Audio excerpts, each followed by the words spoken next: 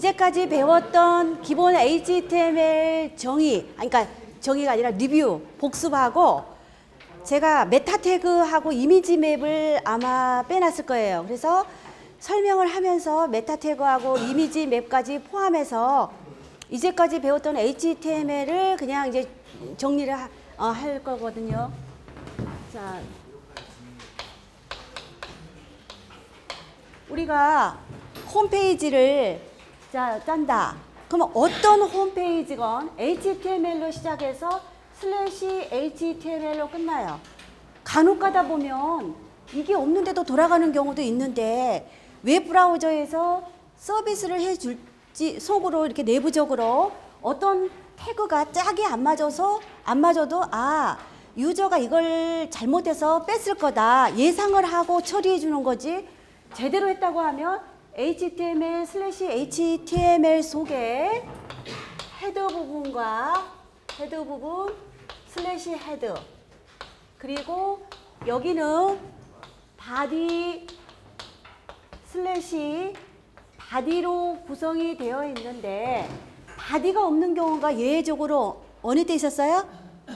우리가 프레임을 사용하려고 할 때 프레임을 화면을 분할하는 그 웹페이지만이 바디 대신에 프레임셋 /프레임셋이 오게 되고, 그걸 제외한 나머지는 다 바디 속에 실제로 웹에 보이는 모든 컨텐츠가 태그로 정의가 되죠.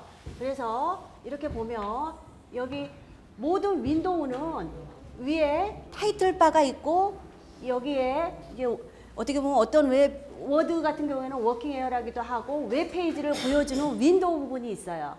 그래서 이 헤더 부분에서 보여주는 걸로 우리가 타이틀 /타이틀 속에 오는 내용은, 자, 오늘은 메타 태그하고 이미지 맵을 하게 되는데, 이렇게 쓰면 여기 웹페이지에 메타 앤드 이미지 맵이라고 나오게 되겠죠. 그리고 여기에 헤더 부분에 오게 되는 태그 중에 메타 태그가 있는데 우리가 이 메타 태그를 스킵하고 무시하고 그냥 바디 속에 들어가 있는 태그를 중심으로 우리가 설명을 했어요. 자, 그래서 메타라고 하는 말은 무슨 말이냐면, 메타라고 하는 단어는 메타 랭귀지다, 메타 데이터다, 이렇게 해서 그리스에서 온 말인데, 예를 들어서 설명하는 게 메타를 이해하는 게 조금 더 편할 거예요. 메타 데이터라고 한다고 하면 뭐냐면, 지금 우리가 HTML로 메타 태그를 쓰게 될 때도 메타 데이터에 대한 의미로 메타를 쓰게 돼요. 그러면 웹페이지에는 어떤 데이터가 오게 되는데, 이 데이터는 바디 속에 정의가 되면 여기 있는 내용은 다 보여지게 되어 있어요. 그리고 타이틀 태그에 들어있는 내용은 여기에 보여지게 되어 있는데, 메타 태그로 정의되어 있는 태그는 이 페이지에 보이지 않아요. 그러면서 얘는 이 데이터에 대한 데이터로서 의미가 있다는 거죠. 메타라고 하는 태그는. 그래서 실제로 여러분이 웹페이지를 만들면 어떤 대부분 툴을 쓰게 돼요. 뭐 비주얼 스튜디오를 쓰기도 하고 나모를 쓰기도 하고 드림위버를 쓰기도 하면은 자동적으로 굉장히 많은 줄의 메타 정보가 자동적으로 생성이 돼요. 그러니까 우리는 사실은 웹페이지를 만들 때 제가 메타를 빼놓고 수업을 한 이유 중에 하나는 메타를 그냥 건드리지 않아도 우리가 실습을 하고 할 때는 별로 그렇게 중요하게 신경을 쓰지 않아도 되는 부분이에요. 근데 실제 여러분이 이제 인터넷상에 의미 있는 데이터로 여러분이 웹페이지를 구성할 때는 메타데이터의 어떤 부분은 여러분들이 사용을 해야지 좋을 경우가 있어요. 그래서 메타라는 의미는 메타데이터라고 하면 데이터를 위한 데이터가 되고, 만약에 메타 랭귀지가 있다. 메타 랭귀지, 예를 들면은 XML 같은 경우, 뭐 SGML, 이런 랭귀지는 뭐냐면 여러분은 HTML 태그를 여러분이 갖다 썼는데 그 주어진 태그 말고 여러분만의 태그를 정해서 써본 적 있어요? 없어요. 그런데 어떤 언어는 랭귀지의 스펙으로 랭귀지라고 하면 어떤 태그가 있다 하고 정의할 수 있는 언어가 있어요. 예를 들면 XML 같은 경우. 이런 언어들은 메타 랭귀지라고 해요. 그러니까 메타라고 하는 것은 여러분들이 이 메타 태그에서는 웹페이지에 보여주는 부분이 아니라 이 웹의 데이터가 어떤 데이터가 있다는 것을 알려주는 건데, 그러면 누가 사용을 하느냐? 보통 우리가 웹페이지를 서핑하다가 눈에 안 보이는 메타가 뭔가 하고 찾아본 적은 없죠. 그럼 누가 쓰냐면 로봇 에이전트라고, 다시 말하면 여러분이 구글을 들어가거나 다음이나 또 뭘 써요? 네이버나 뭐 라이코스, 옛날에는 뭐 야후, 알타비스타, 많은 10만이 까치네 이런 거 못 들어봤죠, 여러분 세대는. 굉장히 많은 웹 브라우저, 그러니까 검색 엔진이 과거에 생겼다 사라지고 막 그랬어요. 그런 검색 엔진들이 일일이 사람이 돌아다니면서 수작업으로 하는 게 아니라 어떤 프로그램, 그러니까 우리가 인터넷을 웹이라고 그러죠. 월드 와이드 웹이라고 해서 얘기를 하니까 이 웹의 주인은 누구냐면 스파이더예요. 그렇죠? 사실은 우리가 웹을 쓰고 있지만, 그래서 이런 스파이더 프로그램이라고 하는 것은 우리가 인터넷상에서 웹이다 그러면 이제 이해가 되듯이, 스파이더는 뭐냐면 로봇 에이전트예요. 얘는 조직적으로 어떤 사이트를 쭉 읽어가다가 링크가 오면 링크를 따라가고, 그래서 계속 웹을 서핑하고 다니면서 메타 정보에 있는 어떤 키워드라던가 메타 정보의 디스크립션이라던가 이런 정보를 가지고서 얘는 인덱싱을 하는 거예요. 우리가 책을 보면 맨 뒤에 ABC 해가지고 Z까지 인덱싱이 되어 있죠. 기역부터 희역까지 인덱싱이 돼 있어서 내가 만약에 CSS를 찾아봐야 되겠다 그러면 인덱스 CSS를 보면 470페이지 510페이지 그러면 그 페이지로 가서 그 인덱싱을 따라서 여러분이 원하는 정보를 찾듯이, 웹에 수많은 웹페이지가 붙어 있는데 그 웹페이지를 로봇이라고 하면 실제로 로봇가 아니고 소프트웨어예요. 조직적으로 얘는 어떤 웹 문서를 하이퍼링크를 계속 쫓아가면서 그 페이지에 있는 정보로 인덱싱, 다시 말하면 분류, 카탈로그를 만들죠. 이거는 정치에 관한 거구나. 이거는 뭐에 관한 거구나. 이런 프로그램들에 관계되어 있는 이제 정보라는 거죠. 그래서 여기 보시면 설명이 나와 있네. 메타 태그는 웹페이지에 관한 정보를 제공하는 어떤 태그다. 내용으로 나타나지는 않고 저자라든가 오서라고 해서 표시를 해줘서 표현을 해요. 그 다음에 언제 라스트 모디파이드 된 날짜가 언젠가, 무엇에 관한 것인가, 그러니까 디스크립션이라든가 그 페이지의 내용, 키워드라든가 이런 정보로 누구를 위해서? 로봇 에이전트, 그걸 뭐 로봇 웹 크롤러라고도 하고 엔트라고도 하고 다양한 이름으로 그 검색 엔진의 그 프로그램들이 돌아가고 있어요. 그 로봇 프로그램들이 인덱싱을 하기 위한 정보로서 그 웹페이지를 읽어보지 않고 메타에 들어있는 정보로 웹페이지의 정보를 인덱싱을 한다는 거죠. 자, 그래서 메타 태그를 보게 되면, 메타 태그는 크게 보게 되면 두 개의 어떤 이제 속성으로 분류를 할 수가 있어요. 더 있긴 더 있어. 네임하고 HTTP, e큐브 말고 로봇이라고 하는 키워드로도 접근하는데, 로봇은 여러분들이 특별히 만질 일이 없어요. 그러니까 로봇은 디폴트로 뭐냐면은 내가 인터넷상에 웹페이지를 올려놓으면 내 페이지를 인덱싱을 하고 내 웹페이지를 계속 HTTP 프로토콜로 하이퍼링크가 걸려있는 데는 따라가라. 그게 디폴트의 로봇 그 속성이에요. 근데 그 속성을 바꿔서 나는 회사에 그 안에 내부적으로만 사용하는 문서고 외부 로봇이 내 문서를 인덱싱하기를 원하지 않아요. 그럴 때 노 인덱스, 노 팔로우 뭐 이런 식으로 어떤 이제 값을 줄 수가 있는데, 하여간 메타 태그는 크게 보면 지금 이 페이지에서는 네임에 관한 것만 있어요. 메타의 네임 해서 제너레이트를 줬어요. 그러면 제너레이트라고 하는 건 생성자 이런 얘기니까, 우리는 이제까지 노트패드 메모장을 써서 그야말로 손으로 해서 타이핑을 했지만 실제로 조금 더 편한 게 에디트 플러스예요. 더 편한 것은 전문 툴, 뭐 드림위버나 나모를 쓰게 되죠. 그래서 제너레이터는 에디트 플러스다. 여기 노트패드라고 쓸까 하다 제가 이제 에디트 플러스라고 바꿔놨는데, 저기 보시면 네임은 제너레이트고 제너레이트에 관한 이 내용 컨텐츠는 에디트 플러스다 하고 짝을 맞추고 있죠. 그래서 적어줄 때 네임 컨텐츠. 그래서 네임은 네임에 제너레이트가 오기도 하고 오서가 오기도 하고 키워드가 오기도 하고 디스크립션이 오게 되고, 컨텐츠에는 제너레이터가 왔다 그러면 에디트 플러스고, 오서다 그래서 저는 NKRH를 적었고, 키워드다 그러면 이 웹페이지에서 키워드로 잡고 있는 것을 추상적인 단어로 쓸 때 단어로 키워드니까 워드로 쓰고 컴머로 해가지고는 분리를 해줘요. 그래서 간단하게 적었는데 어떤 상업적인 용도나 특별한 용도의 웹페이지는 저기에 아주 이 웹페이지가 잘 인덱싱이 되게 노력을 해서 저기에 키워드를 잡겠지요. 저는 그냥 간단하게 HTML, 자바스크립트, CSS 이렇게 잡았어요. 그리고 네임의 디스크립션. 키워드라고 하면 워드로 표시를 해주고, 디스크립션이라고 하면은 이거 디스크라이브 하면 되죠. 그래서 주로 그렇다고 센텐스로 할 필요는 없고 어떤 단어나 구 이렇게 해서 잡아주면 로봇 프로그램이 주로 키워드하고 디스크립션을 가지고서 이제 인덱싱을 한다는 거죠. 이번에는 뭐냐면 네임하고 컨텐츠로 오게 되는 게 아니라 HTTP e큐브, 그러니까 e큐브는 이퀴벌런트의 약자인데 HTTP e큐브로 컨텐츠 타입이 왔네요. 그렇죠? 그래서 컨텐츠는 그냥 HTML이고, 얘 캐릭터 셋은 지금 EUCKR로 해서 한글 어떤 문자 세트를 쓰는지를 표시해 줬죠.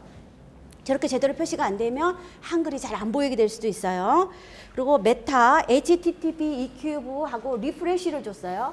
그리고 컨텐츠에 10하고 세미콜론을 줬는데 저기 세미콜론을 콜론으로 바꿔도 안 되고 공백도 안 되고 칸마도 안 되고 마침표도 안 돼요. 약속이야 저거는. 이제 우리가 다음에 CSS 스타일 시트를 배우게 되면 저 세미콜론에 대해서 자주 사용을 되니까 익숙하게 될 텐데, 현재 이제 보시게 되면 리프레시라고 하는 것은 뭐냐면 말하자면 새로 고침, 그렇죠?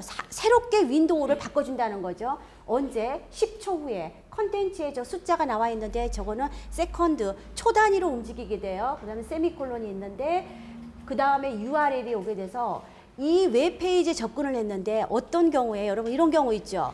어떤 웹페이지에 접근했는데 그 웹페이지가 어떤 특별한 이유로 다른 웹페이지로 트랜스퍼 해야 되는 경우가 있어요. 이동을 해야 되는 경우가 있어요. 그럴 때는 자기가 저기에 몇 초 후에 저 URL로 이동을 해라. 이렇게 해서 저는 여기에서 한양.ac.kr로 지금 이동되게 해놨죠. 그래서 그 밑에 보게 되면 HTTP equiv 해가지고 rest modified 이렇게 되어 있죠. 마지막 날짜. 사실 이런 거 우리가 쓸 일이 없어요. 그래서 우리가 주로 쓰게 되는 것은 쓴다고 하면 키워드, 디스크립션 이거가 가장 우리가 좀 신경 써야 되는 부분이고, 리프레시 같은 경우에는 특별한 경우에 실제 웹페이지 올렸는데 그 사이트에서 제공된 용량이 너무 작아서 내가 다른 데 사이트에 용량이 더 많은 홈페이지를 만들었어요. 근데 내 친구들은 아직 몰라. 내 친구들은 과거에 썼던 웹페이지로 접근할 거란 말이에요. 그럼 일단은 거기로 접근하게 해서 리프레시의 메타 태그를 이용해서 몇 초 후에 다른 사이트로 이동하게 되는 굉장히 요긴하게 써먹을 수 있는 이제 태그죠. 특별한 경우에. 그리고 컨텐츠 타입. 이 정도 여러분이 보시면 이제 될 것 같아요. 그래서 실제로 지금 하나 예제를 봤는데 이 예제는 HTTP e큐브에서 컨텐츠 타입에서 지금 HTML을 쓰고 컨텐츠에 스타일 타입이라고 되어 있으면은 스타일 시트가 어떤 타입이냐 그걸 물어요. 그래서 CSS다 이렇게 표시를 해줬죠. 컨텐츠에 스크립트를 썼다고 하면 스크립트의 타입은 뭐냐? 그래서 여기는 자바스크립트라고 했어요. 그럼 여기에 나와 있는 단어들은 다른 걸로 다 바꿀 수 있죠. 말하자면 내가 자바스크립트를 쓰는 게 아니라 VB 스크립트를 썼다. 그럼 VB 스크립트로 바꿔줘야죠. 자, 그리고 메타의 네임에 오서, 제너레이터, 키워드, 그 다음에 디스크립션 해서 나왔죠.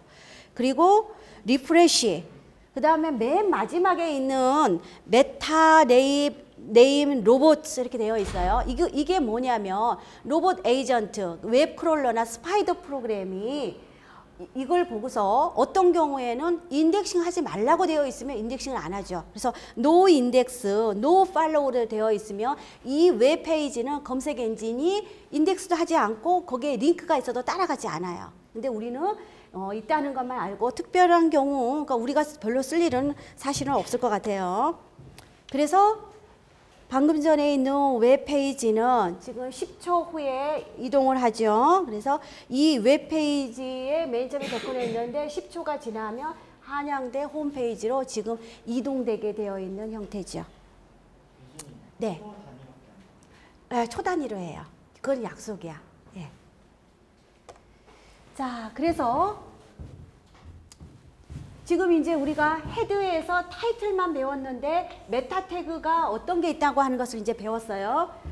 자, 그 다음에 이제 우리가 바디 태그로 넘어가서, 자, 바디로 넘어가서 이 바디에 제일 기본, 아무리 비주얼한 게 좋다고 하지만 동영상하고 이미지로만 웹페이지를 구성할 수 없어요.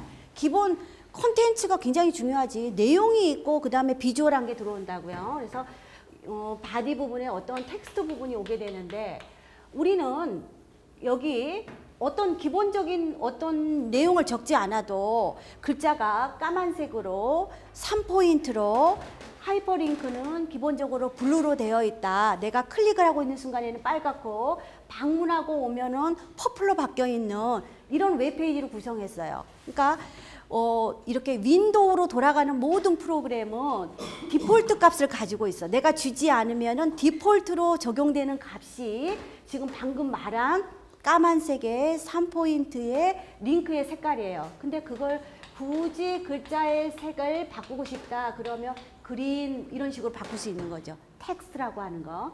지금은 이렇게 줬지만 다음에 우리가 CSS를 배우게 되면 스타일을 줘가지고 훨씬 다양하고 아주 멋지게 할 수가 있는데 현재로는 텍스트, 그 다음에 여러분 비지 컬러 줘봤죠? 비지 컬러는 웹페이지 전체의 색깔을 바꿔주는 게 비지 컬러지요. 그래서 비지 컬러는 어떻게 줬냐면 RGB 값으로 RGB 값 16진수로 해서 말하자면 FF가 하얀색으로 얘는 기본적으로 웹페이지의 값인데 여기 있는 값을 여러분이 바꾸게 되면 비지 컬러가 바뀌죠. 그런데 어떤 컬러로 할 게 아니라 이미지로 주고 싶다. 그러면 백그라운드죠. 백그라운드로 해서 여기에 bg.jpg로 바꿨다. 그러면 여기에 어떤 무늬가 있는 백그라운드로 되는데 둘 다 오게 된다고 하면 백그라운드가 우선순위가 높지요. 그리고 여기에 여러분들이 링크, V링크, A링크 값을 바꾼다고 하면 여러분 웹페이지에 있는 링크의 색깔을 바꿔줄 수 있는데 되도록이면 바꾸지 말라고 권하고 싶죠. 예. 큰 문제가 없으면. 근데 디자인상으로 어떤 링크는 링크가 걸려있지만 밑줄을 없애거나 색깔을 바꾸려고 할 때는 우리가 CSS를 이용해서 스타일을 줘서 이제 바꿀 수가 있어요. 그다음에 바디 전체에 여기에 걸쳐지는 내용은 바디 태그에 오게 됐는데 음악이 온다. 그러면 BG 사운드로 해가지고 음악을 주면은 그쵸 음악. 근데 BG 사운드로 줬을 때는 어땠어요? 그치 이 음악을 컨트롤할 수 있는 아이콘이 안 뜨니까는 조금 불편하죠. 그래서 여러분은 여기에 뭘 줬냐면 인베드로 줬지요. 인베드로 해가지고는 인베드 소스에서 여러분이 준 그 mp3 파일 같은 거 해봤을 거 실습해봤을 거예요. 자 그리고 이제 여기 글자가 오게 돼요. 바디 전체에 걸쳐지는 속성은 바디 한 칸 띄고 이제 속성으로 오게 되고 여기 글자가 오게 되는데 이 글자를 제어하는 태그는 폰트 태그죠. 그래서 폰트에서 여기에 여러분이 사이즈라든가 사이즈는 절대적인 값과 상대적인 값으로 준다고 그랬어요. 그래서 3이라는 것이 기본적인 값이기 때문에 사이즈를 플러스 1로 줬을 때는 4라는 값으로 바뀔 거고 이 값은 4로 준 거와 똑같은 역할을 하죠. 그 다음에 컬러가 있었을 거고 여기에 폰트 페이스 해가지고 폰트 어떤 폰트인지를 바꿀 수 있었어요. 그치? 그 다음에 자, 어떤 글자가 있는데 이 글자를 밑줄을 치기도 하고 진하게 하기도 하고 뭐 첨자로 쓰기도 하고 이런 태그는 여기에 B 태그를 해주면 볼드로 진하게 나왔을 거고 U 하면은 언더라인이 되기도 했고 여기에 서브, 슈프, 뭐 스트롱, 어떤 이탈릭체로 I로 이런 다양한 글자의 속성을 제어할 수 있는 이제 우리가 태그를 이제 배웠죠. 자, 그래서 글자를 제어를 했고 우리가 웹에서 보여지는 내용들은 쭉 글씨가 있으면 이 글씨는 웹페이지의 윈도우에 끝까지 가서 자리가 모자랄 때 다음 칸으로 내려가게 되어 있어요. 기본적으로. 근데 그거를 강제적으로 밑으로 내리려고 할 때는 BR이라고 하는 태그를 썼죠. BR, 그쵸? BR 태그. 그리고 여러분이 P 태그를 쓴 적도 있고 P 태그는 문단으로 해서 BR에 2개의 효과가 오게 되어 있었죠. P 태그가. 그리고 자주 쓰진 않았지만 div 태그를 이용해서 우리가 어떤 영역을 정렬을 한다든가 컬러를 준다든가 그런 용도로 쓸 수가 있어요. 그 다음에 BR이나 P 태그 이런 걸로 해서 웹에 모양을 잡으니까 어떤 경우에는 불편해요. 내가 어떤 워드 프로세서에서 편집을 했을 때처럼 똑같이 웹페이지에 보여지게 하려고 하면은 프리하고 슬래시 프리 태그를 썼지요. 그러면 여기 눈에 보이는 대로 웹페이지에 나왔어요. 얘랑 비슷한 게 뭐가 있냐면 XMP라고 하는 태그가 있고 프리하고 비슷한데 XMP하고 프리의 차이점은 뭐냐면 프리 태그는 여기에 B 태그로 슬래시 B로 해서 여기를 진하게 글씨를 하라고 되어 있으면 웹페이지에 프리하고 슬래시 프리 사이에 들어있는 태그까지도 웹 브라우저가 해석을 해서 적용을 시켜줬는데 XMP라고 하는 태그는 만약에 B 태그가 있다 그러면 요거는 그냥 하나의 그냥 그 글자 어떤 웹 브라우저가 해석하는 태그가 아닌 컨텐츠 그냥 문자로서 생각을 하고 표현해 주는 게 XMP 태그죠. 자, 그래서 글자 태그가 있었고 이렇게 폰트로 해서 제어할 수 있는 태그 글자 모양이 있고 그 다음에 헤딩을 줄 수가 있죠. H1부터 쭉 해서 H6까지 해서 그쵸?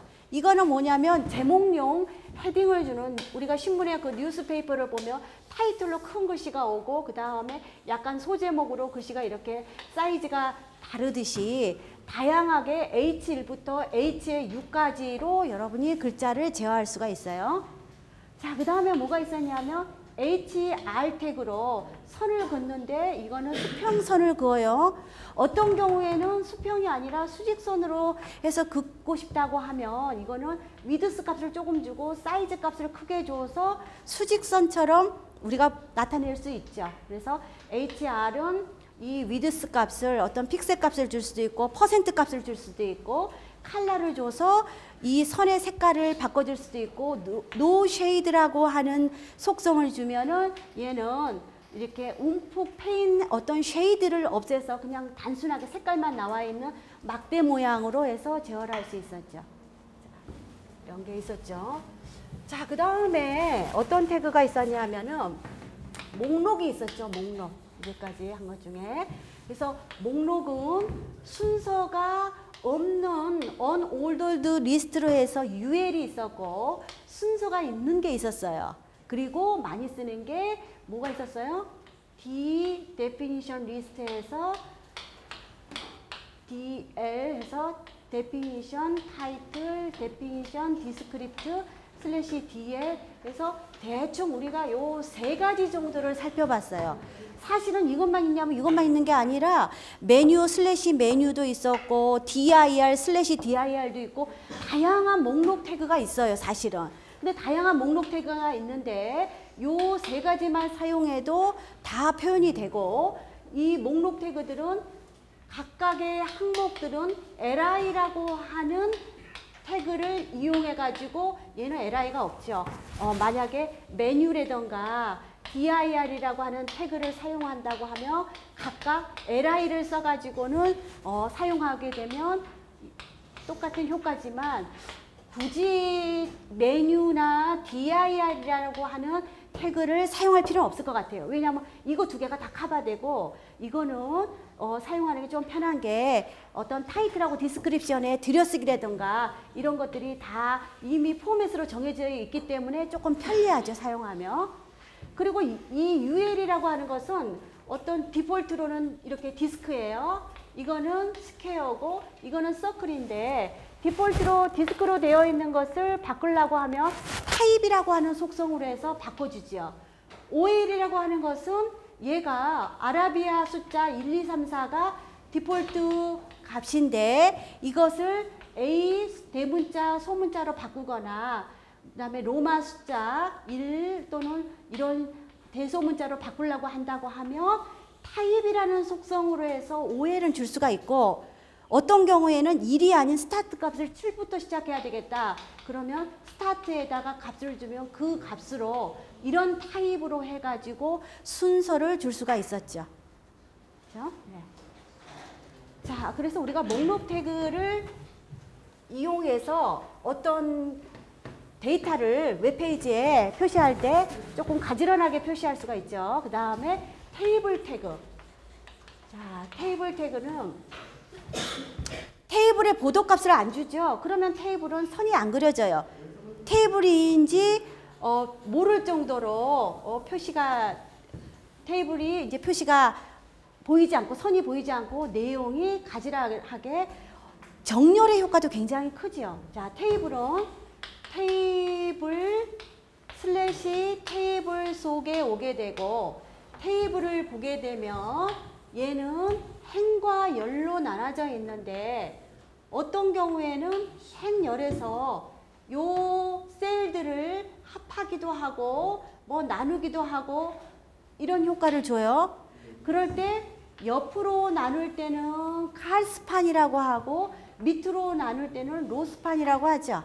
그래서 테이블은 tr 슬래시 tr 속에 오게 되면 이거는 행을 분리를 해주고 있고, 얘 같은 경우에는 세 개를 합치려고 하면은 td, 그렇죠, td하고 옆으로 칼스판해서 3이라고 주고 어떤 데이터 값을 주게 되면 되는데, 조심할 거, td랑 똑같은데 제목용으로 우리가 h 태그 h1부터 h6까지의 태그가 폰트 태그를 이미 진하게 그리고 크게 설정이 되어 있는 것처럼, 테이블에 첫 번째 값을 줄 때 진하게 그리고 센터로 올 수 있는 테이블의 헤더로 얘랑 똑같은데 th라고 하는 태그가 있어요. 그렇죠? 그게 되고, 이 표에 여기에 캡션을 주려고 할 때는 이게 시간표다. 그러면 캡션으로는 여기 캡션하고 값을 주고 슬래시 캡션으로 주면 되죠. 이 값을, 캡션을 상하로 조절하려고 할 때는 V 얼라인에서 탑 바텀으로 받칠 수가 있고, 가로로 좌우로 주려고 할 때는 얼라인에 레프트 라이트 센터를 줄 수가 있죠. 자, 근데 여러분들이 이제 뭐가 조금 아는 것 같지만 실제로 해보라고 하면 어디서 실수를 하냐면, 테이블에 얼라인이 있어요. 테이블에 얼라인의 센터다. 그러면 이 테이블이 센터로 어떻게 표시가 돼요? 웹페이지에 보게 되면 요 정 가운데로 테이블이 센터로 와요. 만약에 TR의 얼라인의 센터다. 그러면 이것은 어떻게 되어 있냐면 요 행의 글자가 센터로 오게 되어 있어요. 그러니까 똑같이 온라인의 센터지만 태그의 어느 부분에 왔냐에 따라서 이 전체 테이블이 센터로 이동하기도 하고 각 행에 대해서 TD 다음에 여러분이 온라인을 주게 되면 요 데이터 하나에 대해서 정렬을 하게 돼요. 자, 이렇게 지금 테이블이 오게 되어 있죠. 그 다음에 우리가 이제 이미지 태그를 썼는데, 자, 이미지를 쓸 때 img 하고 source 하고서 이미지가 있는 경로를 적어줬어요. 이 경로는 절대 경로로도 쓰고 상대 경로로 쓸 수 있는데, 절대 경로로 쓰라고 할 때는 절대 C 드라이브에 D 드라이브에 이런 절대 경로 쓰면 안 돼요. 그렇게 쓸 일은 한 번도 없어요.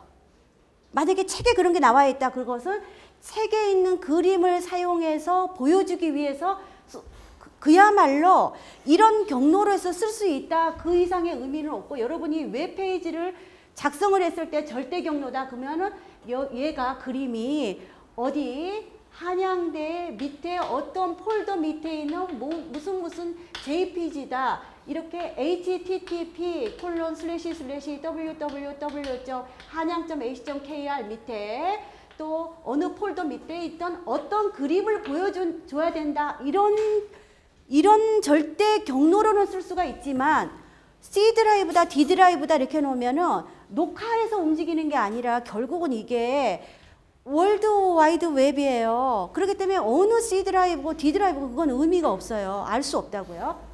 그렇기 때문에 절대 경로다 그러면 언제나 절대적인 그 웹사이트의 주소, 이건 결국은 IP 어드레스로 돌아갈 거라고요. 그 다음에 상대 경로는 뭐냐면 사실은 대부분 상대 경로로 쓰면 돼요. 우리가 쓸 때는 상대 경로는 이 페이지가 img source라고 하는 이 페이지는 이 그림의 소스를 포함하고 있는 이 웹 문서가 있어요. 이 웹 문서를 내가 웰컴이라고 해볼게요. welcome.html이에요. 그러면 저 웰컴이 들어있는 폴더의 위치, 그게 가장 중요하죠. 제가 말하자면 베이스를 깔아주는 이제 폴더예요. 그래서 그 경로는 웹페이지마다 다 다르기 때문에 어떻게 되어 있다고 얘기는 하기 힘들지만 가상적으로 우리가 생각을 해서 홈이라고 하는 디렉토리에 만약에 웰컴이 있다. welcome.html이 있고 홈 밑에 이미지라고 하는 폴더가 있고요. 이미지가 있고 그 밑에 뮤직이라고 하는 폴더가 있다고 하면 이 웰컴에서 이미지에 있는 그림을 액세스할 때는 사실은 점 슬래시하고 이미지 이렇게 주면 좋아요. 근데 점 슬래시가 없어도 이미지 하면은 똑같은 레벨 이 이미지 밑에 있는 a.jpg구나 하고 알아요.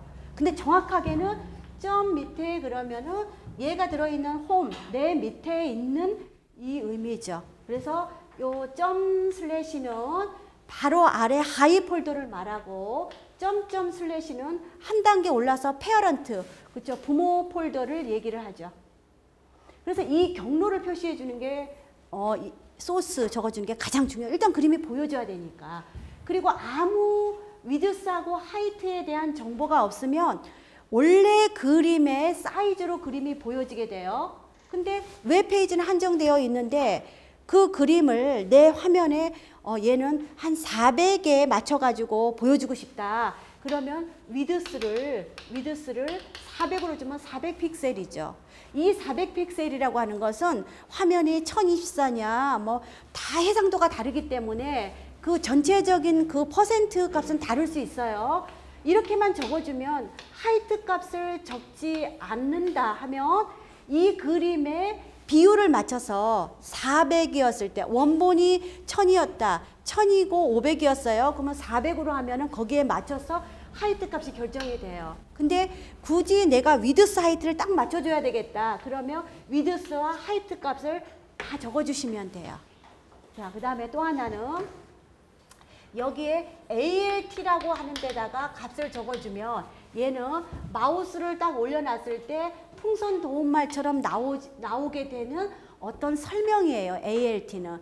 얘는 어느 경우에 좋냐면 우리가 웹을 서핑하다 보면 어떤 때는 네트워크가 부하가 걸려서 텍스트는 왔는데 그림이 안 뜰 때가 있어요. 해상도가 좋은 그림일수록 더 그런 경험을 많이 하게 되는데 그림이 안 뜨지만 마우스를 대니까 여기는 광고 김태희 사진 이렇게 되어 있다. 그러면 아 별로 그렇게 중요하지는 않구나 이 문서에 안심하고 다른 페이지로 가도 마음이 편안하죠. 그러니까 이런 ALT 설명은 그림을 다 보지 않고도 설명만으로 그림이 뭔가인지 알 수 있게 좀 설명을 좀 의미 있게 주면은 좋겠죠.